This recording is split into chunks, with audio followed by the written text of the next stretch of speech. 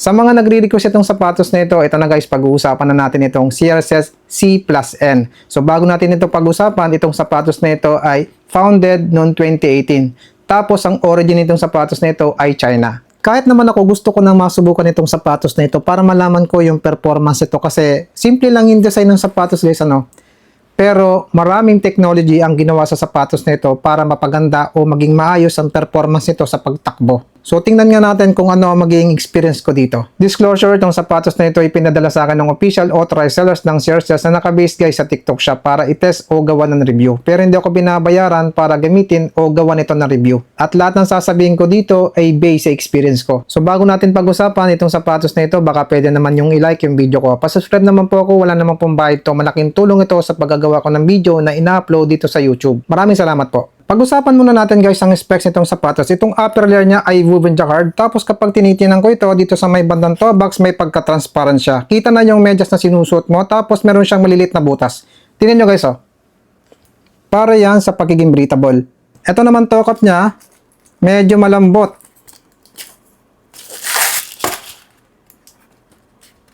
Pero hindi naman basta-basta nagugusot itong toe box niya. Ito naman tang niya, sakto lang yung lapad. Tapos may pagka-stretchable. Manipis lang ito. Tapos medyo mahaba. Meron siyang padding magkabila. Malambot. Tingnan nyo guys So meron itong 1, 2, 3, 4, 5, 6 lacing holes. Tapos yung kanyang sintas, sakto lang yung haba. Tapos yung sintas niya, may nakalagay na bilog-bilog sa gilid. So hindi basta-basta luluwag to kapag hinigpitan natin. Dito naman sa collar lining niya, medyo makapal yung foam. Malambot. Nakakatulong to sa comfortable na pakaramdam sa ating pa, lalo na doon sa may tendon. Medyo mababaw yung kanyang heel counter. So papakaramdaman ko kung dudulas yung heel ko dito kapag tumatakbo ako na mabilis. Dito sa back, matigas. So nakakatulong to para mailak yung heel natin. So dagdag stability ito.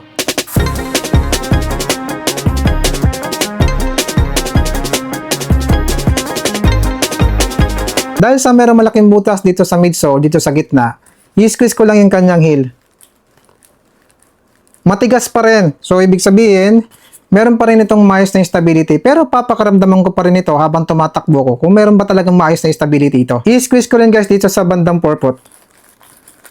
Matigas din naman. Yung material guys na midsole nito ay super critical nylon blend. Tapos dual density siya. Dito sa taas, medyo matigas. Tapos dito sa baba, malambot para yan sa improved cushioning performance. Yung midsole nito guys, wala akong nakitang details kung gaano kakapal ang midsole nito. Pero kapag tinitinan ko ito, medyo makapal. Pero kuha natin ng estimated na sukat. Tinanggal ko yung insole para malaman ko kung saan ako magsisimulang magsukat. So nakalabog pa ng konti yung paa natin dito sa loob ng sapatos. Dito ako kukuha, banda rito, kasi dito ko na naramdaman yung aking daliri. Tapos dito, banda rito. So dito nakakuha ko ng 37.7 mm. Dito sa forefoot nakakuha ko dito ng 31.7 mm. So meron itong estimated na 6 mm to 8 mm drop. Yung insole niya guys ay hindi basta-basta. Ito ay EVA, parang midsole din. Tapos medyo makapal. Malambot, yung pagiging malambot niya mabilis bumalik. Merong maliliit na butas para sa pagiging breathable. Medyo mababa yung support dito sa arch. Pa-curve dito sa sakong, so nakakadagdag laki ito sa ating sakong. May naka-emboss dito sa heel. Malambot tapos mabilis din bumalik. Medyo soft yung nararamdaman ko dito. Dito sa midsole, dito sa bandang forefoot, may nakalagay ditong parang air cushion. Pero ito guys ay N2 nitrogen gas. Para to sa cushioning enhances bounce performance. Itong nakikita nyong butas dito sa gitna ng midsole, meron silang nilagay dito na malapad na TPU support plate para to sa stable at resistant to torsion. So meron itong V900 full palm carbon plate na nakikita guys dito sa outsole. Para yan sa dagdag proportion. Tapos kapag tinitinan ko yung carbon plate niya, medyo malapad ito. Tapos ang design ng carbon plate nito, dito sa bandang heel, pag ganito, tapos papunta dito sa arch, pataas. Hindi pa baliktad, kundi pataas ng konti. Tapos dito sa may bandang forefoot, pataas siya. Mataas yung curve. So may pagka-aggressive. Yung material ng rubber outsole nito ay CPU. Sa advertisement nila, ito daw ay mayroong properties na durable at strong grip. At ito guys yung kanyang rubber outsole. Pag ganitong angle, ganitong angle. So balikan nyo yung part ng video na to kasi ipapakita ko rin naman yung rubber outsole nito pagkatapos kong itakbo para makompare ninyo kung mabilis bang mapudpod yung rubber outsole nito.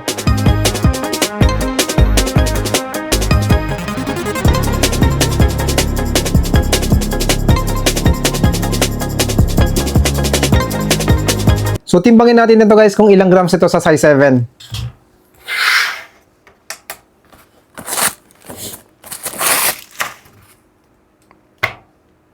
264 grams sa size 7, magaan pa rin itong sapatos na ito. So tara, itakbo na natin ito.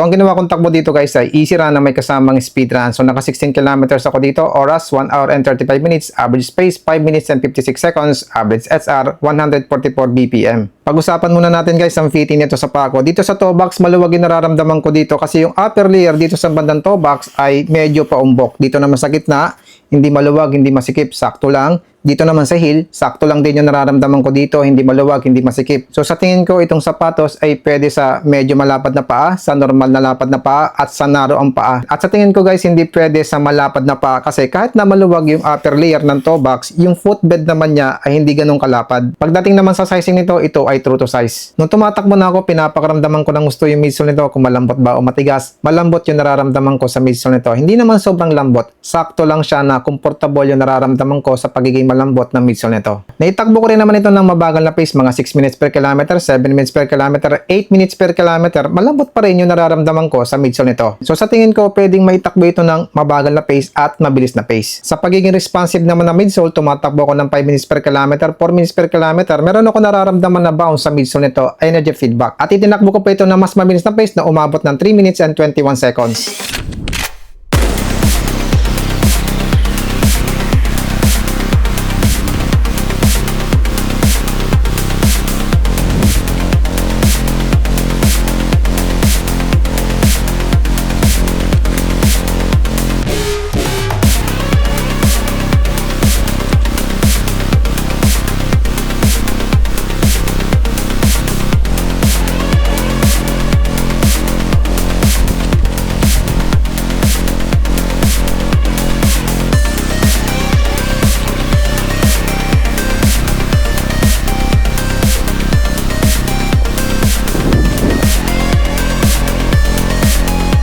Ang responsive pa rin ng midsole nito. Wala akong nararamdaman na delay sa reaction ng midsole nito sa ganyang pace. At sa 4 minutes per kilometer pace na yan, sa 3 minutes per kilometer pace na yan, nararamdaman ko yung bouncy feeling dito sa may bandang forepot dahil sa dito sa nitrogen gas cushion. Napansin ko lang nung tumatakbo ko na mabilis, parang ang effortless ng bawat takbong ko dito kahit na tumitimbang ito ng 264 grams. Sa tingin ko kung bakit ganyan yung nararamdaman ko dahil sa tatlong combination na to. Yung kanyang midsole may maayos na rebound. Yung carbon plate naman niya may tulong sa proportion. Tapos yung nilagay nilang nitrogen gas cushion dito sa may bandang forepot na meron dagdag sa cushioning. Kaya siguro ganun yung nararamdaman ko. Pero mas effortless pa rin gamitin sa speed workout yung mas magaan kaysa dito, yung mga 200 grams bababa. Sa pagiging stable naman ito, napaka-stable nito sa pantay na kalsada. Hindi ako nakakaramdam na gumegewang yung paa ko dito. Sinubukan ko rin naman itong itakbo dun sa palikong kalsada tapos biglang liko na pataas.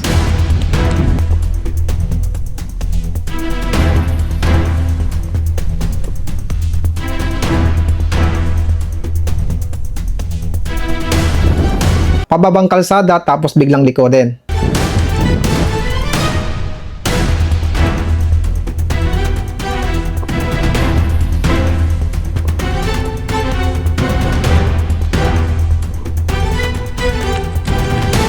stable pa rin yung nararamdaman ko dito. Sa strike pattern naman ito, pwede ito sa 4-foot striker, sa mid-foot striker, at sa striker kasi may na-cushioning yung heel nito. Sa rubber outsole naman ito, napadaan ako sa basang kalsada na tumatakbo ko na mabilis. Hindi ako nakakaramdam na dumudulas yung rubber outsole nito, makapit. Sa 16 km na takbo ko dito, hindi ako nakakaramdam na dumadapa yung midsole to o nawawala ng bounce o hindi na responsive ang midsole nito. So sa tingin ko, pwede natin may takbo ito ng half marathon pataas. So itong sapatos guys, para sa akin, pwede natin magamit ito sa easy run, sa speed run, sa long run, at sa race event. Pag-usapan natin guys ang durability nitong sapatos na ito. Unahin natin dito sa rubber outsole niya. So naka 16 kilometers na ako dito. Ito na guys yung rubber outsole niya.